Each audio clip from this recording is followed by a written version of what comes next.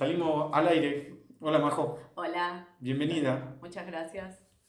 Con Majo hoy creo que cerramos un círculo que me faltaría conversar con algún estudiante, que nunca hice stream, pero charlé con Sole, Acuña, charlé justo en otro momento de la coyuntura, ¿no? Era creo que la declaración por lenguaje inclusivo, que se armó un revuelo bárbaro. Ujú. Charlé con Luciana Vázquez, que es Sí, periodista especializada o que se especializa en temas de educación. Y la semana pasada lo recibí a Mariano Narodowski, que fue también ministro de Educación de la Ciudad de Buenos Aires, pero que es un académico de la educación. Y hoy charlo con Majo Navajas, que aparte de ser una académica, una investigadora del CONICET y una historiadora, es una madre organizada, para decirlo de alguna manera, en pandemia, cuando no había claridad sobre la vuelta a clases, no estaba todavía tan claro qué iba a pasar, las clases eran virtuales, era muy complicado, armó una red social, que empezó como una red social, como un grupo con padres, WhatsApp y demás, hablando sobre la necesidad de volver a las clases, de tener más claridad con qué iba a pasar con el ciclo lectivo. Terminó armándose un mega movimiento nacional que fue mucho más grande de lo que pudieron organizar ustedes en su momento y hasta que creo que te debe haber sorprendido la dimensión de lo que pasó. sí. Y así nos conocimos nosotros en esa época y con ella me faltaría un alumno que me parece que podría ser piola para tener distintas miradas sobre qué nos pasó en la educación en pandemia, qué nos dejó la pandemia en la educación y cómo podemos pensar para adelante la educación de tantos millones de pibes y pibas que estarían estando un poquito complicados, para decirlo de alguna manera. Sí, sí, bueno, o sea, el saldo es todavía, no, se conoce poco, es bastante, cada tanto salen notas, hace poco salió un ciclo de notas bastante bueno de La Nación, enfocado en lo que es salud mental adolescente, bastante angustiante el panorama, cosas que se anticipaban, ¿no? Que se podían anticipar. Pero bueno, cuando te encontrás con las historias y más allá de las estadísticas, no tenemos un panorama fidedigno a nivel nacional, pero digo, las historias en primera persona son bastante movilizantes, los chicos quedan muy afectados y sí, hay mucho por hacer desde ese lado, desde la salud mental, bueno, y ni hablar desde el punto de vista educativo, más estricto, ¿no? Académico. Me decía Mariano el viernes que 6 de cada 10 chicos de 10 y 11 años no comprenden o sea, lo que leen, que es increíble. Sí, Es un número, él lo llama como, no me acuerdo el título puntual, pero como el colapso del sí, sistema educativo, lo llaman como colapso. sí. Dice, básicamente es un sistema educativo que no sirve para educar, o sea, es un sistema que no educa. ¿Coincidís con esa mirada? ¿Lo viviste así? Bueno, la gente, digamos, de educación ya viene planteando desde antes de la pandemia el problema, viene discutiendo estos problemas, no habían tenido la repercusión que amerita el tema, qué sé yo, salían, viste, cuando aparecían los resultados de las pruebas estandarizadas, ya sea las PISA, las ERCE, las de UNESCO o las Aprender, digo, sale el tema unos días, es un tema revulsivo en los medios y después se apaga. Baja la pum. Sí.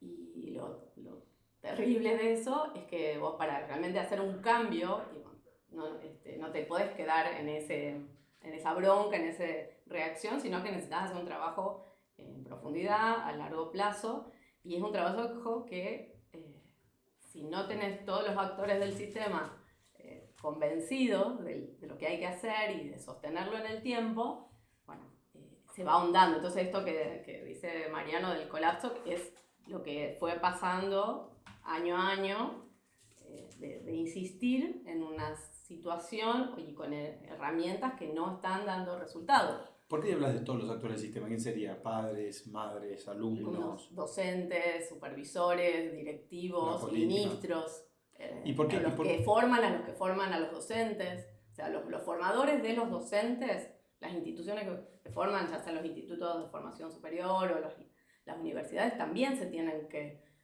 replantear, sí, y plantear qué está pasando, porque yo lo que digo es que los chicos intrínsecos, o sea, se volvieron tontos, perdón por decirlo así, pero lo voy a decir a lo bruto. De pronto los chicos son una generación de chicos claro. Tontos.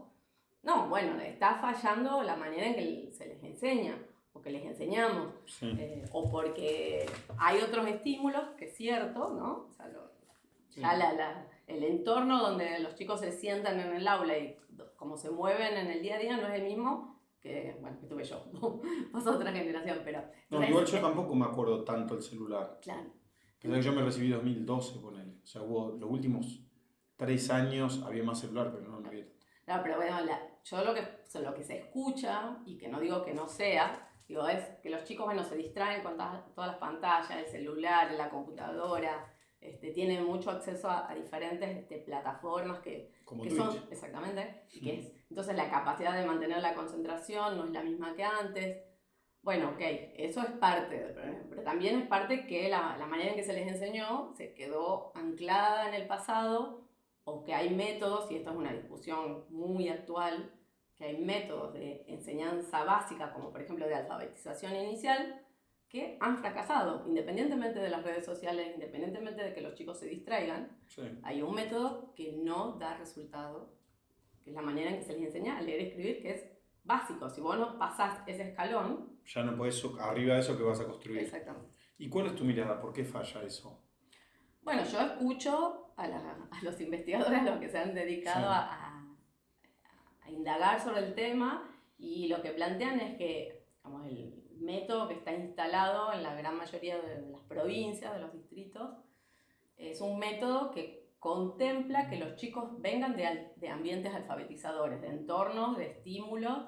Entonces, cuando llegan los chicos a la escuela, vienen con un bagaje que la escuela puede construir sobre eso. Como dan por sentado. Claro, digamos. entonces se llama, bueno, el método global, creo que se llama, de la psicogénesis. Entonces, de hecho mi hijo aprendió así.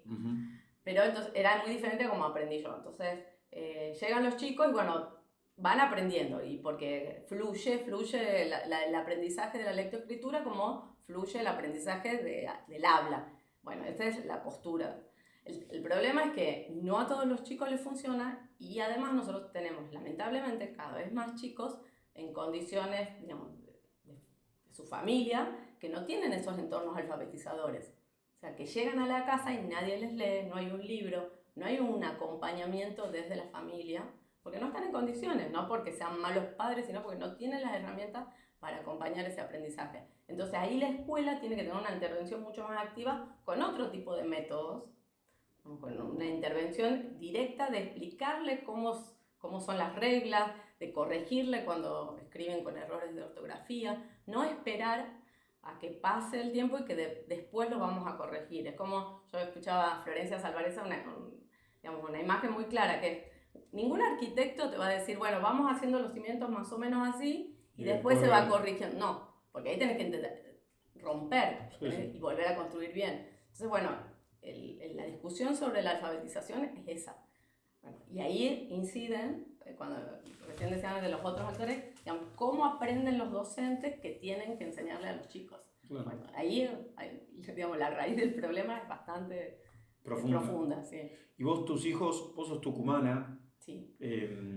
Y te has dedicado a estudiar historia del Tucumán, y justo lo estábamos charlando antes de arrancar, pero vos vivís en Capital ahora. Sí, hace muchos años. ¿Y tus hijos van a la escuela acá? Sí. ¿Cuántos hijos tenés? 2.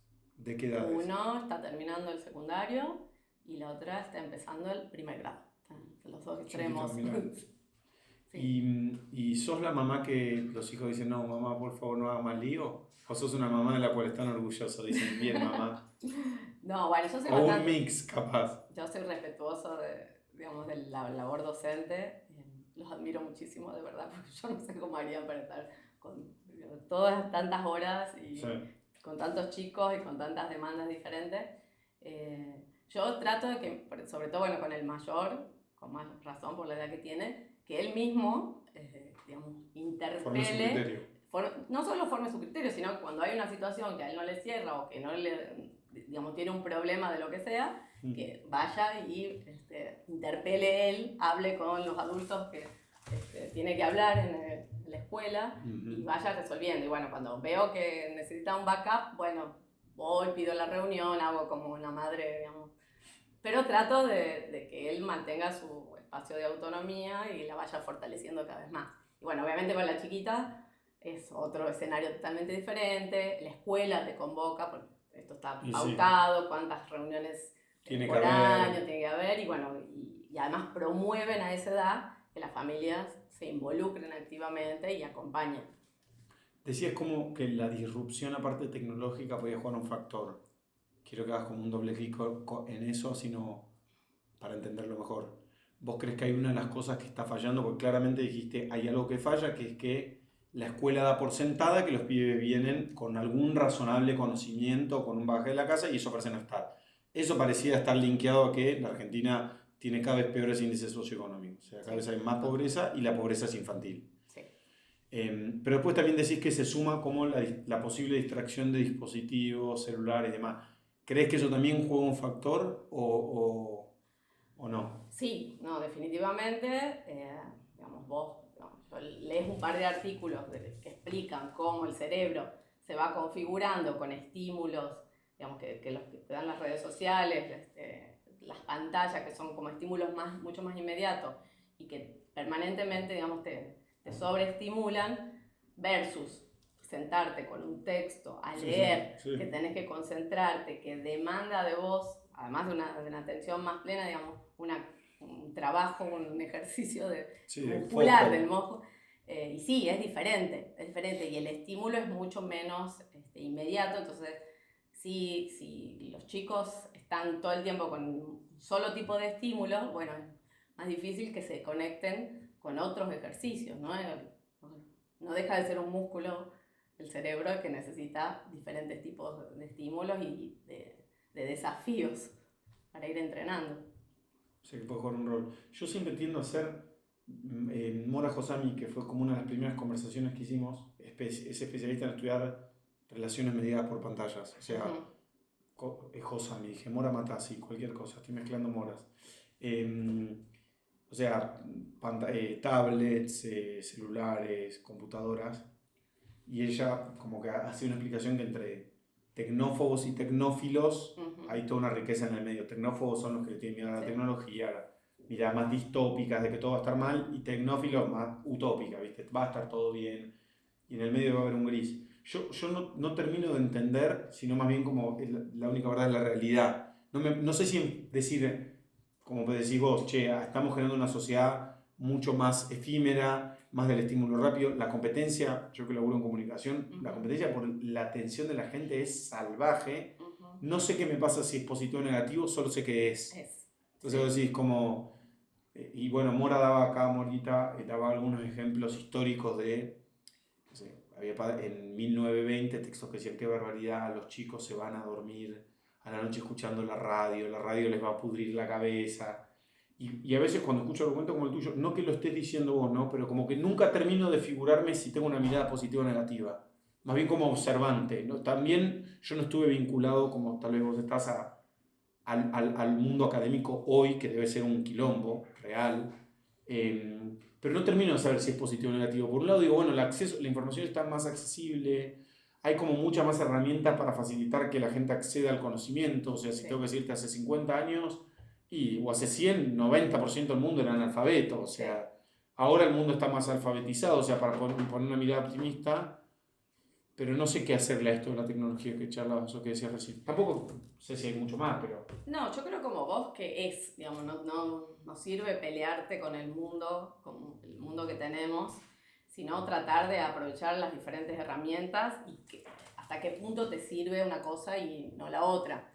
A ver, yo cada tanto pienso en mi trabajo, por ejemplo, porque yo también estoy sometida a los estímulos, y cuesta que la concentración, ¿no? Entonces digo, bueno, hay muchas cosas que a mí y Twitter es un vicio, ¿no? Porque eso Twitter es un vicio. Sí, la política argentina junto a Twitter es un infierno. Que, bueno, digo, si mi profesión, ¿no? Que digamos, el trabajo de base mío es trabajar con los documentos, analizar los documentos. Bueno, hay mucha información, muchos documentos que están online que antes no estaban hace 20 años. O sea, a mí me ahorra trabajo en ese sentido y supuestamente me ahorra tiempo. Está más accesible. Al mismo tiempo que está accesible, no sé, por decirte, los diarios de sesiones o diarios del siglo XIX, que yo trabajo bastante, digamos, que están online. Al mismo tiempo que está online el diario de hoy, de la realidad argentina, y la red social que me permite comentar eso. Entonces, es cierto, digo, por eso los entiendo a los chicos, o sea, no me parece que sean tan alejados de mi realidad. Sí. Entonces, lo que digo es, lo que necesitamos es tratar de ver la manera que cada quien se ordene con sus rutinas y poder cumplir con los distintos demandas y desafíos y cosas que te hacen feliz también, porque obviamente que si, qué sé yo, hay chicos que les gusta jugar los videojuegos, como a otros les gusta ir a jugar a la pelota, digamos, cada quien tiene que tener la libertad de poder disfrutar y elegir, y también cumplir sus responsabilidades. Obvio. Pero bueno, es difícil, yo creo que cada vez se hace complicado, y eso es parte de lo que le llaman las habilidades blandas, ¿no? De ordenarte, cumplir horario, digamos, tener tus rutinas, pero yo creo que no sirve pelearse. No puedes negar la realidad.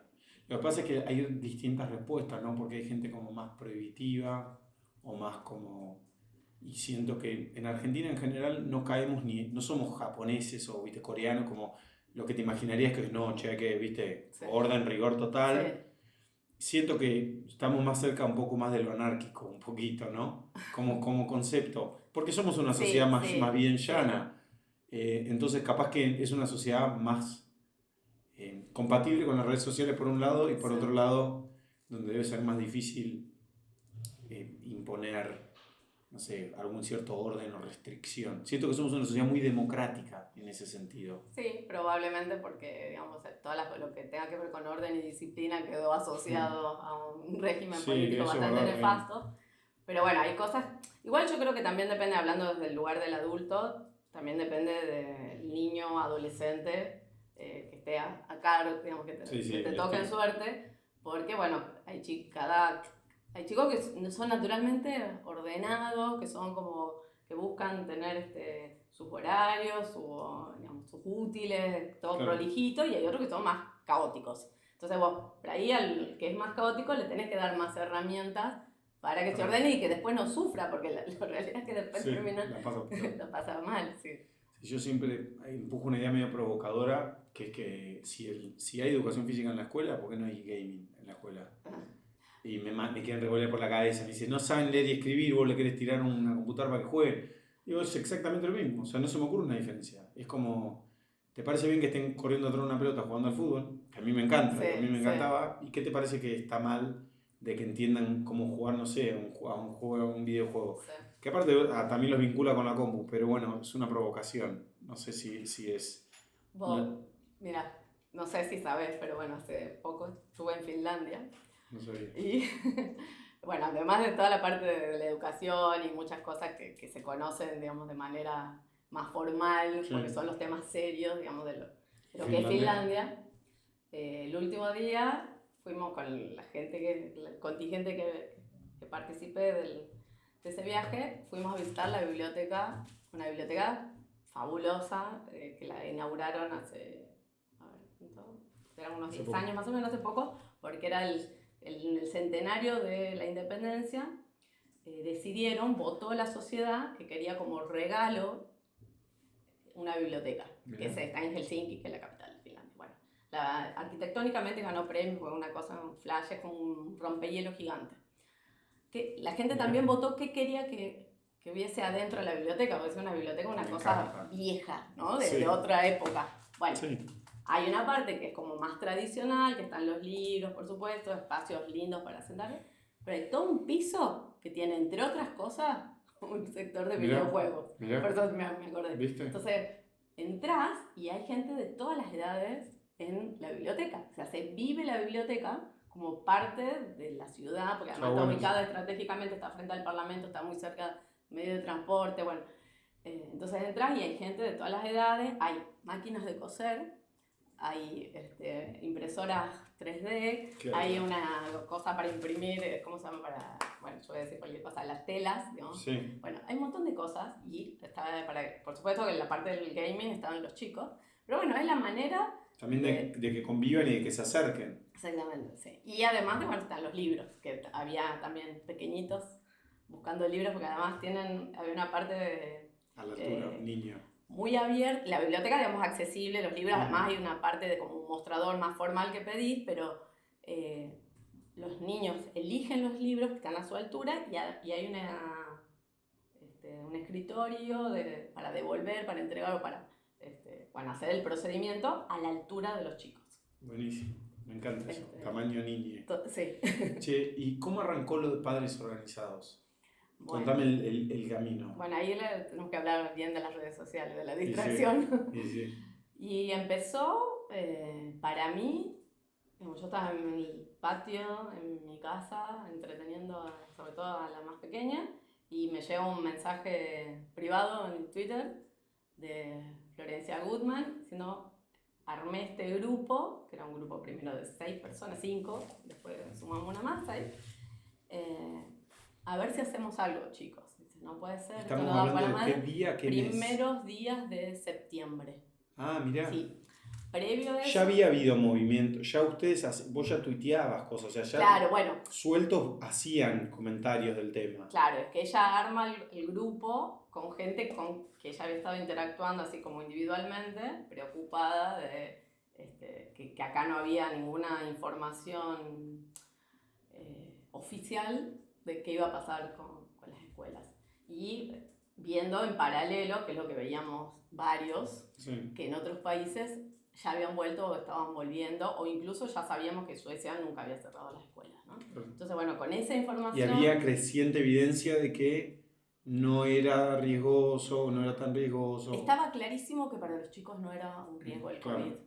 O sea, eso estaba clarísimo. Muy rápido. La discusión en ese momento era si las escuelas eran amplificadores o no. Claro. De los Si el contagios. niño capaz se contagiaba y mataba a un abuelo, para Claro, exagerarte el argumento. era la bomba biológica que Claro. iba a contagiar a todos los demás. Esa era la discusión en ese momento, pero lo que estaba clarísimo es que a los chicos no los afectaba. Entonces, desde mi razonamiento, era, bueno, si a los chicos no los afecta, que vayan a la escuela, hagan su vida y nos cuidamos los adultos. Claro. Al revés, invertir el peso. Claro, que es lo que hicieron, bueno, en otras... y bueno, no, cuando salíamos a decir eso, queríamos matar a los abuelos, perdón. Me río porque me pone nerviosa eso, pero... Entonces, pero al mismo tiempo ya había evidencia de que las escuelas podían funcionar y no afectaba de manera significativa. No es que no hay, porque ahora te dicen, entonces las escuelas se desaparecía el virus. No, pero era tan o igual de riesgoso que actividades que ya estaban funcionando. Porque recordemos que en agosto del 2020, bares, gimnasios, los casinos, que además iban la población de riesgo, que eran los adultos mayores, ¿no? Y los chicos eran los últimos, se habían borrado de la discusión pública, los adultos ya tenían su vida más o menos resuelta, más o menos, bueno, cosas pendientes, pero, y además había gente que nunca había dejado de trabajar porque era considerado esencial. Desde los médicos, los policías, el que recogía la basura, el repositor del supermercado, la cajera del supermercado, bueno, toda esa gente no tenía resuelto qué hacer con sus hijos.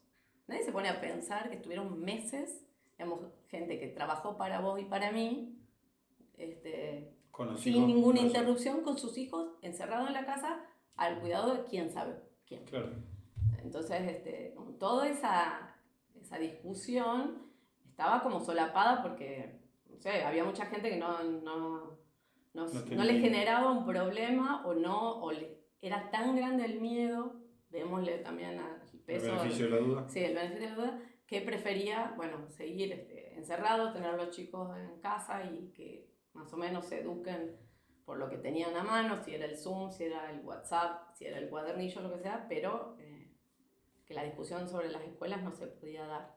Y bueno, nosotros, primero este grupo pequeño dijimos, hay que dar la discusión, no puede ser que no haya una respuesta desde las autoridades, tanto locales como nacionales, de qué van a hacer qué se va a hacer con los chicos, con las escuelas.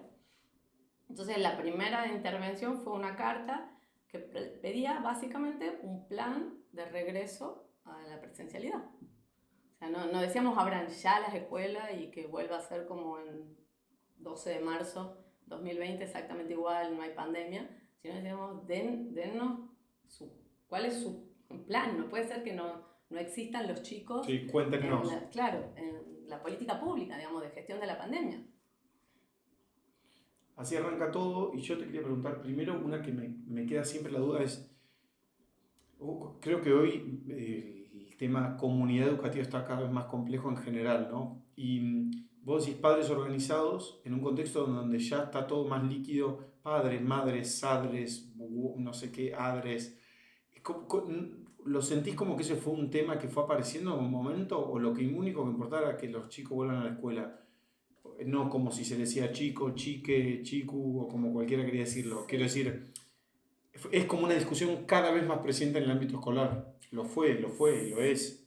Sí, mira, en ese momento la verdad que yo hasta el día de hoy, digo, Todos ustedes eran hablarlo, madres organizadas y se sí. pusieron padres No, organizados igual porque era al lo más principio, amplio, al principio ¿no? éramos 3 y 3, Eran tres y todavía tres. bien parejos. Ok, Después fuimos quedando a las madres, pero la verdad que en ese momento, y para mí al día de hoy, digo, vos vamos, denominar las cosas como quieras, pero no nos detengamos en discutir cómo denominamos el problema, abordemos el problema. claro. Nosotros en ese momento, además de la urgencia de, bueno, de salir, porque además en el medio, cuando entre que escribíamos la carta y íbamos sumando apoyos, porque queríamos salir, cuando se publica la carta ya tenía una serie de adhesiones de gente de peso. Bueno, Claro. nosotros no éramos nadie.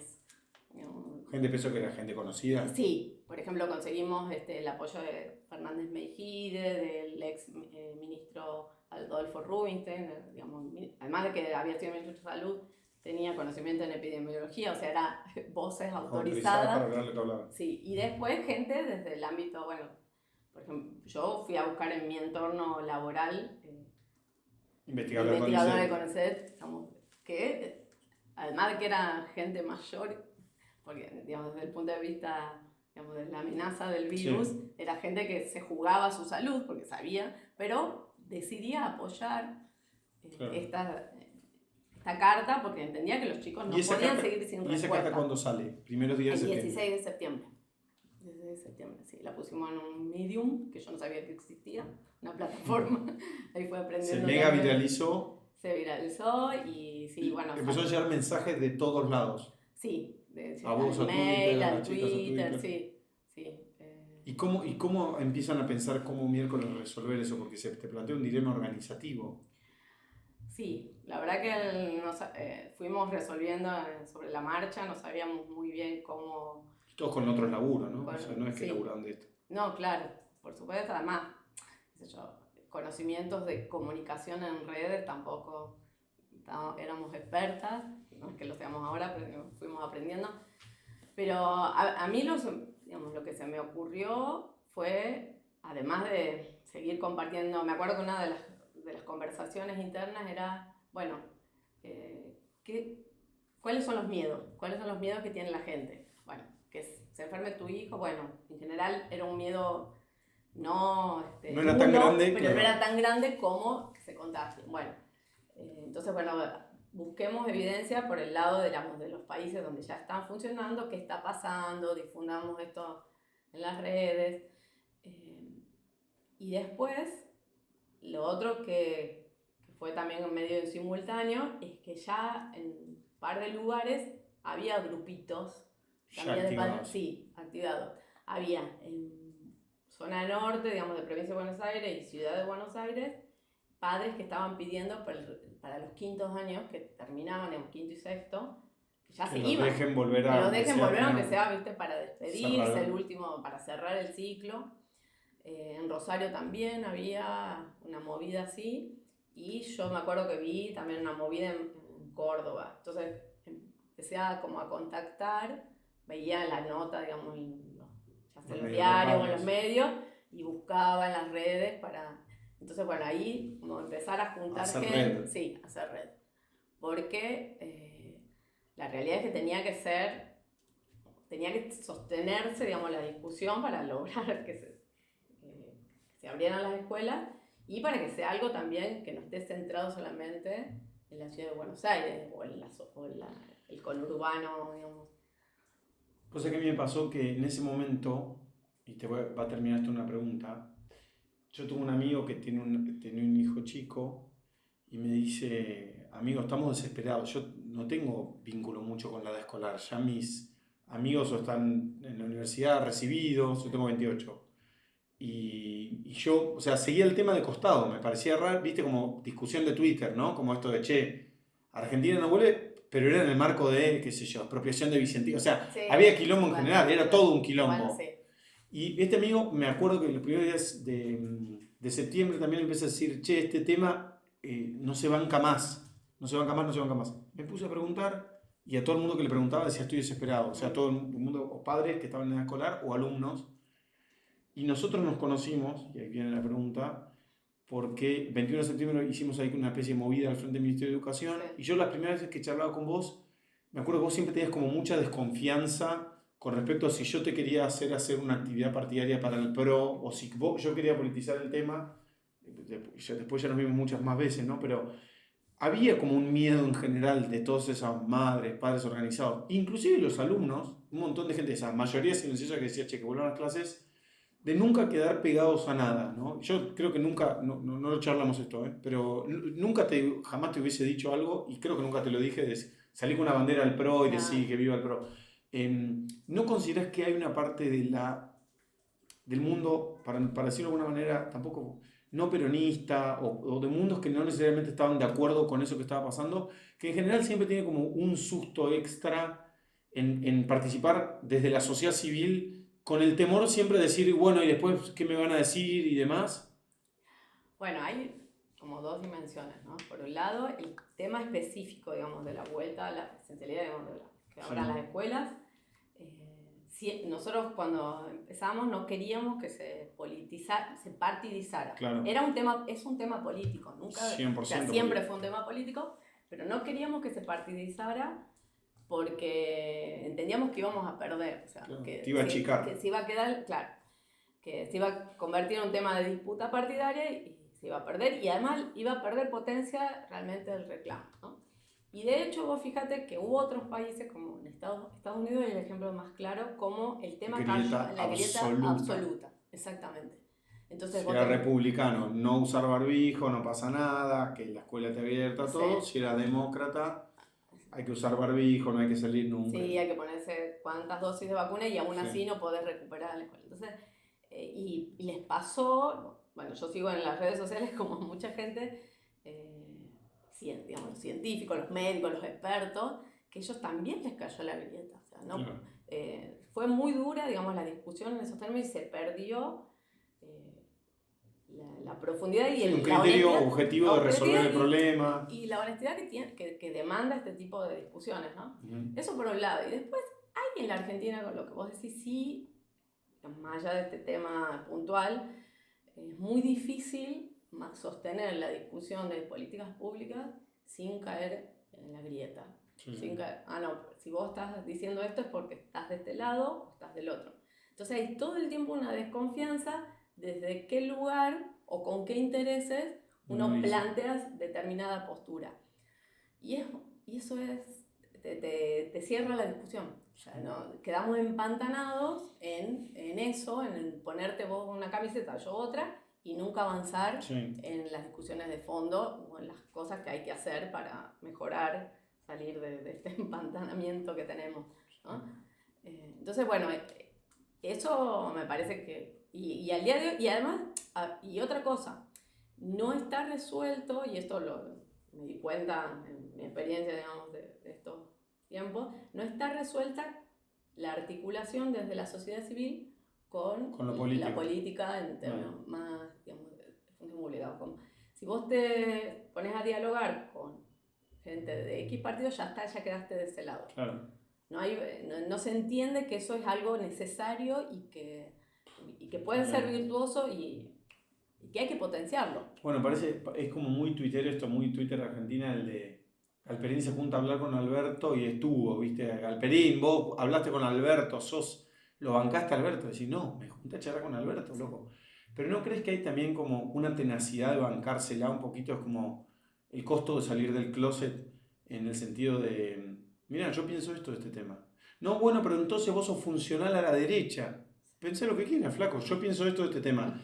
Y siento como que en general en muchas de estas conversaciones el polo no organizado políticamente, para decirlo de alguna manera más amplia todavía, siempre es el que pierde. y hay algunos espacios que están mejor organizados. Yo siento que el kirchnerismo está muy bien organizado, que es más monolítico en su mirada, y otros espacios tal vez de la sociedad civil que viven con duda, qué sé yo no sé si soy de Juntos por el Cambio, no me queda tan claro si soy radical, del PRO, no sé de qué soy poner un independiente que se siente no representado por el kirchnerismo, dice yo no sé si quiero vincularme, viste, es como más pruritesco de alguna manera. No sé si es malo o bueno, es como una observación, yo no lo había pensado así, yo lo pienso que, digamos, el kirchnerismo como hizo, y lo sigue haciendo, digamos, por ejemplo, la frase, acá no hay lugar para libres pensadores, que lo dicen Sí, como si fuese algo positivo. Exactamente, y hacen de eso una virtud, digamos, que de la militancia y de la obediencia y del verticalismo, una virtud. Entonces, el que se acerca al kirchnerismo, que se siente identificado con ciertas banderas, tiene que entrar en ese combo. Comprar todo el paquete. Todo el paquete, exactamente. Que aparte es un paquete que cambia, porque un día estás contra el aborto y después estás a favor del aborto, y es como, eso es medio antipluralista. Sí. Bueno, entonces yo creo que el que no se siente identificado con esa forma de hacer política, y no tampoco, como vos decís, bueno, yo no me quiero casar con ningún partido político, claro, porque no me sale, no es mi estilo, pero quiero participar de la discusión política porque me interesa, porque soy una ciudadana que me sale esto, pero quiero que mi posición, que puede ser más afina a tal o cual, digamos, yo no le quiero comprar el discurso completo, porque yo quiero tener el derecho a discutir, claro, y a disentir, y que eso no signifique que, no sé, que no me comprometo. Al claro, contrario, yo creo que, y esto es como también algo que se los tiro a los que son dirigentes políticos, o sea, bancate la discusión, claro, de los ciudadanos, porque, digamos, además de que necesitas nuestro voto, es como funciona o debería funcionar la democracia. Sí, la verdad, yo tiendo a estar muy cerca de eso. Lo que pasa de adentro de la maquinaria política es que no lo digo, creo que tiene cosas positivas y negativas. O sea, es el sistema que construimos, partidos políticos, ganar elecciones. Y hay competencia y hay diferentes opiniones. En esa libre albedrío, siempre los nuestros son libres albedriantes y los otros siempre son monolíticos. Entonces es como muy difícil.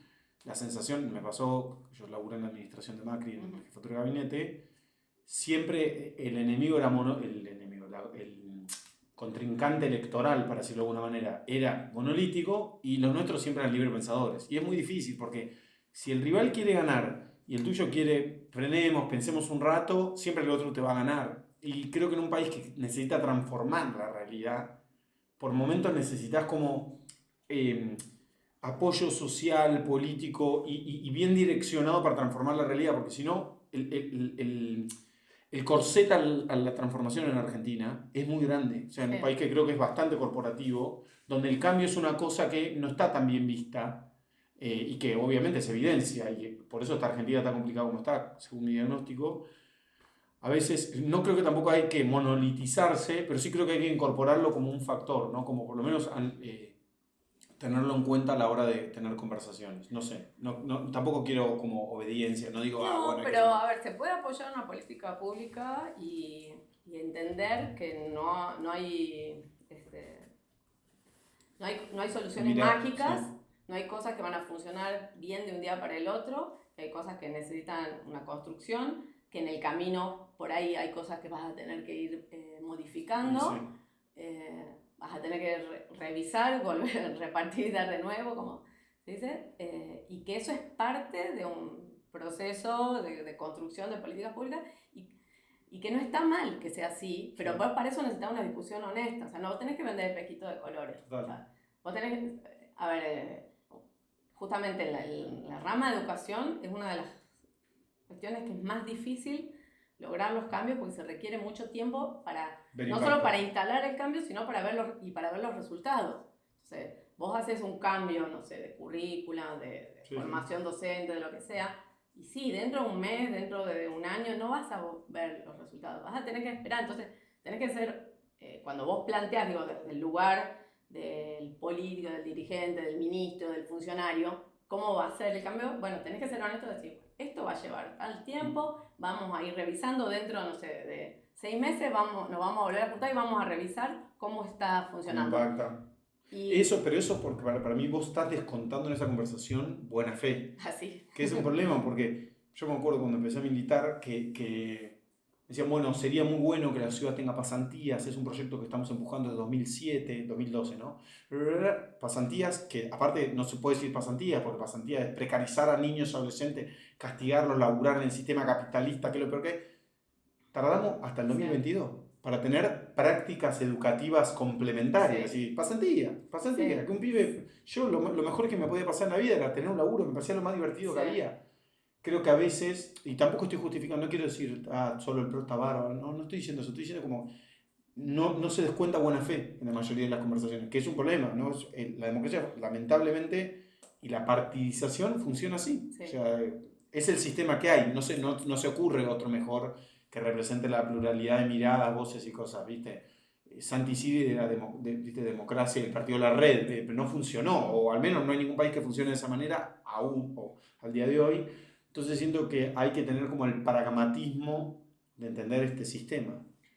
Sí, Bien. o sea, soy consciente que se requiere buena fe, pero yo creo que digamos, se puede dar el ejemplo desde la dirigencia, desde el funcionario, de plantarse con honestidad con lo que te estoy proponiendo. O sea, ser más riguroso en las posibilidades del cambio y de cuáles van a ser los resultados esperados y de las correcciones que puede haber, que es lo habitual en cualquier instrumento, digamos, la instrumentación de cualquier política pública.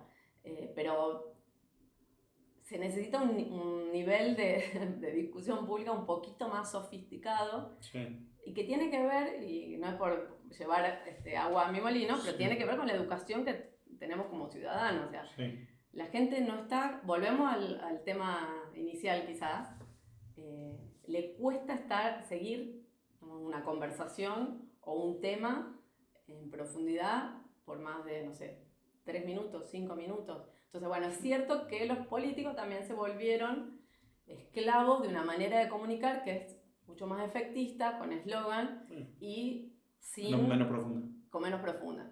Entonces, es un problema porque para que la ciudadanía te acompañe, tiene que entender que las cosas son más difíciles, más complejas, y que no se dan las mejoras de un día para el otro, y que muchas veces se necesita un esfuerzo, un sacrificio, bancarse situaciones difíciles, y bueno.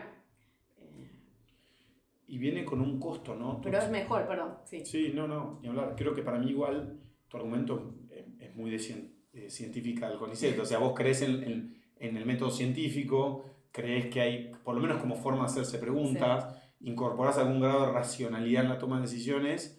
Para mí se niega mucho del mundo liberal, pluralista, democrático, republicano, occidental, sobreestima muchas veces la racionalidad, la ciencia como herramienta para tomar decisiones, y bueno, la evidencia muestra que muchas de las apelaciones son emocionales. O sea, yo uso este ejemplo, ¿no? Cuando me preguntan cuando la gente dice, no, dato mata relato. Digo, mi viejo, no hay demostración de eso, digamos, al revés. Vos que elegís tu pareja y pones un listadito y decís pros y contras.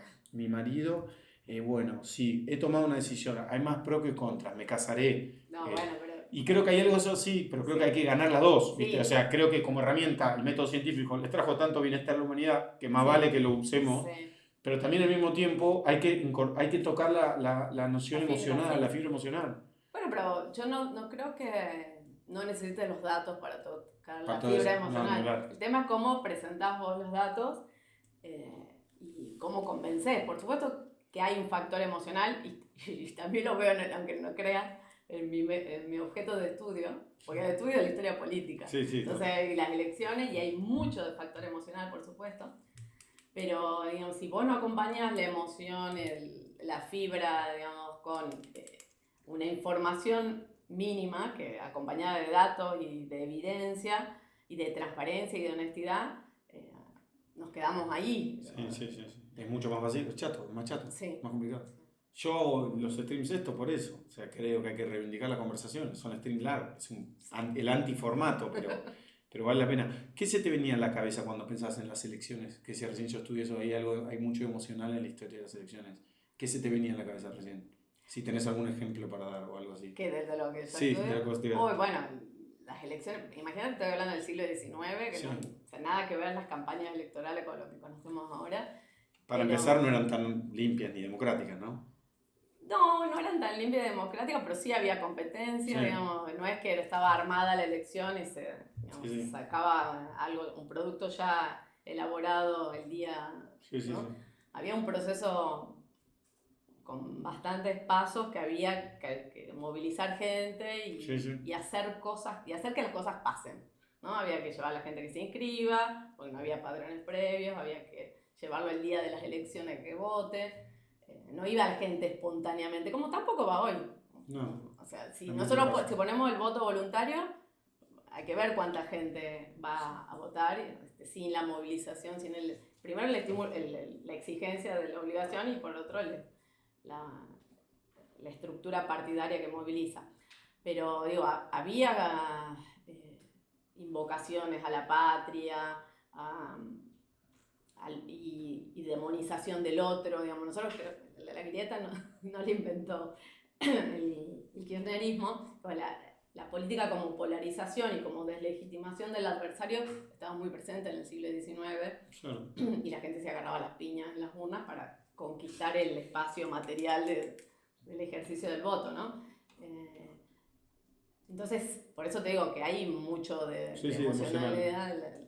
Tengo un comentario, a ver Sí. si lo leo bien. Es Pinamar, Berkeley, me encanta. Ajá. O sea, una diagonal un poco. Vivo en Berkeley, California, a pocos minutos del aeropuerto, que recibía vuelo diario de Wuhan, China, desde donde arrancó el coronavirus.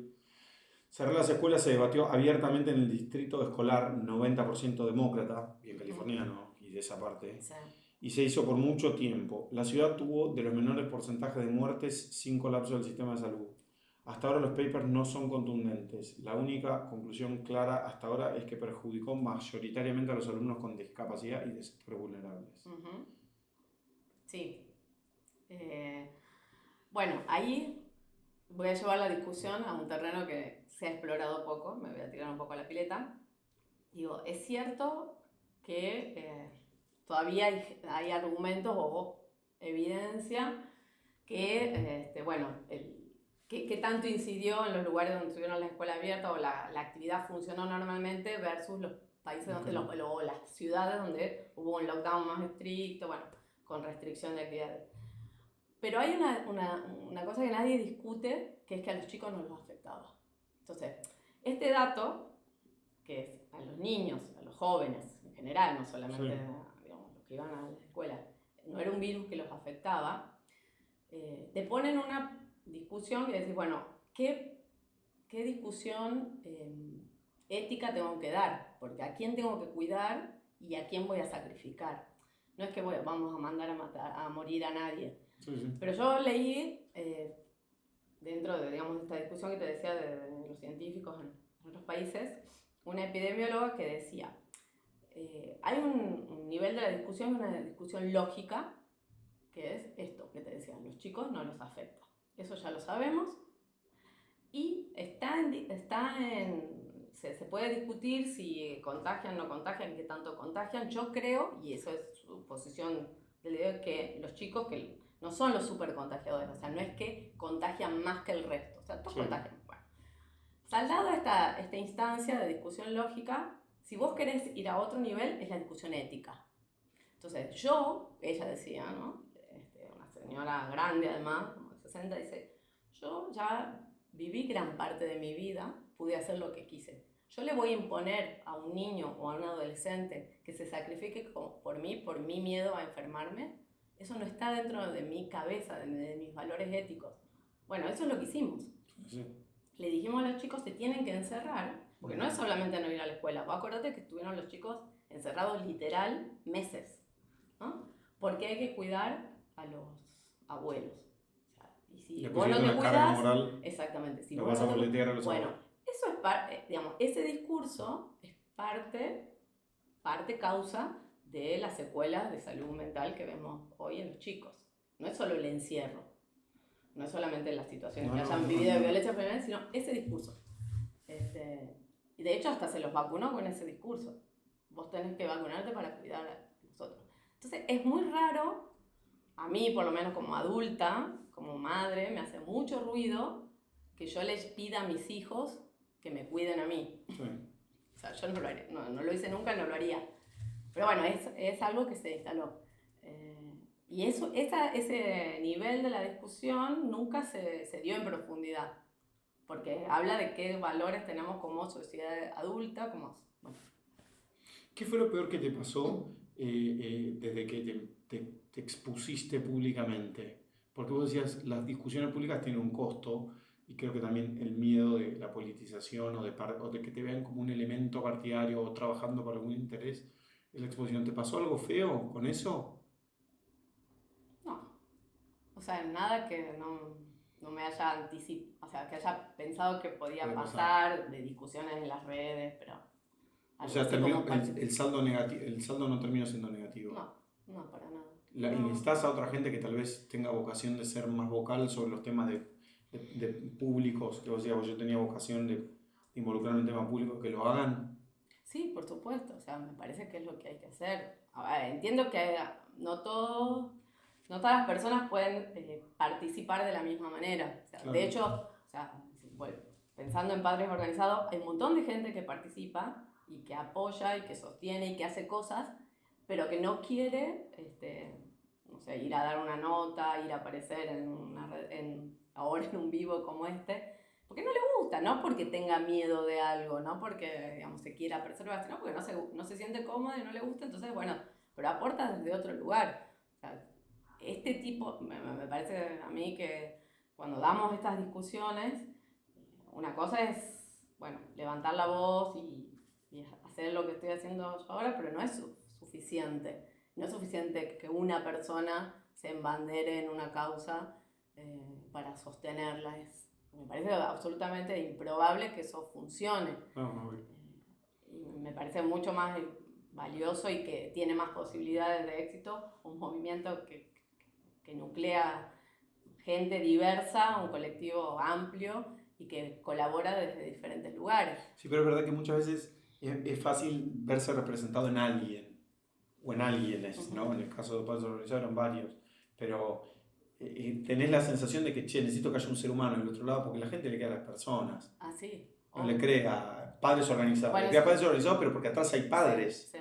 Sí. Bueno, eso sí, eso por ahí sí me preocupa bastante, por eso también lo que decías recién de no quedar pegada, me parece importante a mí, sí. Porque desde el lugar, yo respeto mucho a todos los que apoyaron desde el día 1, el día 10 o más adelante, digamos, que se sumaron, que se sintieron parte, que pusieron una firma o que, bueno, dieron, no sé, retweet a algo que publicamos. Digamos, siempre lo pienso con un lugar de mucha responsabilidad cuando hablo y cuando expongo mis argumentos, de hacerlo pensando en ser confiable y en ser respetuosa de que sí. Hay cosas que son polémicas y que yo no puedo enunciarlas en nombre del colectivo. Claro. Entonces cuando digo, mira, esto no es algo que hayamos discutido, lo que yo pienso es tal cual, pero es a título personal. Y sentís que, pero eso también no te pone un tope, porque vos también, digo, tuviste después un involucramente más político el año pasado, sí. Y fue a título personal, sí. No fue en nombre de la organización. No, para nada, sí. Bueno, sí, fue, o sea, me sumé una lista, pero bueno, traté de ser lo más prolija en la distinción de lo que es Padres Organizados, de lo que era mi decisión personal de participar en una elección como candidata, como precandidata. Sí. Espero yo sé que hay gente que no le gustó. Eso capaz que vos recién me decías, si hay algo que yo siento, ¿cómo me dijiste? Sí, que algo feo, que me pasó, sí. Algo feo. Hay gente que no lo entendió o que se enojó. Bueno, eso sí, no sé si me dolió, pero bueno, qué sé yo. Yo soy una persona que me considero muy transparente, sí. Que siempre trato de ser honesta. Entonces cuando hago las cosas o las defiendo, siempre lo hago desde la absoluta honestidad. Entonces cuando tomé esa decisión, expliqué por qué la quería tomar y los que estaban más, el círculo más estrecho de padres organizados, porque vos recién decías también de una red enorme, hay un montón de gente, hay un montón que yo no conozco, pero digamos, el círculo más estrecho con el que trabajamos en el día a día, estuvo de acuerdo con esa decisión y la entendió y pudimos separar las cosas. Y bueno, y después de hecho volví y estamos aquí. ¿Qué pensás? Te hago la última pregunta para cerrar, que es la misma que le hago a todo el mundo que pasa acá, que es ¿qué pensás del futuro? Bueno, hay días que me levanto como muy optimista y otros días que son muy, muy difíciles. Recién te decía de la experiencia del viaje en Finlandia, mientras estaba allá y bueno, visitábamos escuelas, universidades, y veía que, ¿qué quiero decir? Veía todo ese país, digamos, tan pujante y con tantas cosas buenas, tantos logros, también veía que lo habían conseguido después de tiempos muy difíciles y no sin haber pasado por crisis. Digo, creer que siempre fueron ricos y exitosos y tienen los mejores indicadores en educación, bueno, no fue siempre así. Entonces, en ese momento sentía como mucha energía y muy positiva de decir, bueno, se pueden hacer las cosas, se puede trabajar, hay que apostar a largo plazo, y vine así como con un montón llena de energía y de optimismo. Y bueno, y la Argentina la verdad que hay días que te pega cachetazos y es muy difícil. Y yo, digamos, como madre me planteo si quiero un futuro para mis hijos en estas condiciones o tengo que incentivarlos para que vayan a otro lado. Entonces es muy ambivalente lo que estoy diciendo, yo lo sé, pero yo creo que en el fondo siempre me queda el optimismo, o por ahora me queda el optimismo. Yo conocí en estos 2 años y pico mucha gente valiosa, también en la política, no solamente desde la sociedad civil. Entonces, cuando yo veo a esa gente, digo, sí se puede hacer cosas buenas, tenemos expectativas, tenemos esperanza, hay que salir de la coyuntura que te aplasta, ¿no? De todos los días una situación, una noticia negativa y que te hunde en una discusión que no te permite mirar un poquito hacia adelante, ¿no? Y planificar y sostener cosas. De hecho, por ejemplo, en el tema de escuelas, en la educación, no sé, en el invierno teníamos que discutir, porque cerraban las escuelas porque no había estufa. Es decir, no, queríamos discutir un mejor plan de estudio y estamos discutiendo si hay gas o no. Si hay gas o no. Entonces, o bueno, ahora las tomas de nuevo. Entonces, a mí me aplasta. Siento como, ay, otra vez esto, otra vez no. Salgamos de acá. Pero bueno, no sé cómo se hace, no sé cuál es la ecuación, cómo se logra, pero yo digamos, de lo que me aferro es de mi convicción, de mi fuerza y de la fuerza de mucha gente muy valiosa que sigue apostando a que sean las cosas mejores, ¿no? ¿La pasaste bien, Majo? Sí, muy bien, muchas gracias. Digo que Majo Navajas es un nombre de una estrella de punk rock, una banda punk rock all todo femenina de los 70. Así que gracias por haber venido, gracias a todo el mundo que nos escucha ahora en vivo y los que nos están mirando en YouTube. Gracias, Majo, por venir. Vamos a seguir haciendo conversaciones de educación, es un tema que a mí me recontra interesa y gracias, fue recontra interesante. Bueno, gracias a vos.